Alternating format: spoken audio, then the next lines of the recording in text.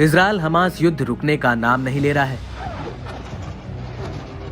Israel Hamas दोनों में से कोई भी पीछे हटने को तैयार नहीं है। इजरायल को पश्चिमी ताकतों का साथ मिला हुआ है, तो वहीं कई इस्लामिक देश हमास का साथ दे रहे हैं।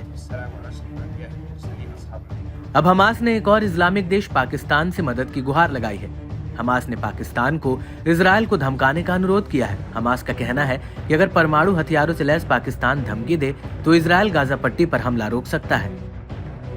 हमास के शीर्ष नेता इस्माइल हानिया ने पाकिस्तान यात्रा के दौरान अपने संबोधन में पाकिस्तान से इजरायल को धमकाकर युद्ध रुकवाने की अपील की है। हानिया ने कहा, पाकिस्तान एक मजबूत देश है। अगर पाकिस्तान इजरायल को धमकी दे तो युद्ध रुक सकता है। हमें पाकिस्तान से बहुत उम्मीदें हैं। पाकिस्तान इजरायल को पीछे हटने के लिए मजबूर कर सकता है।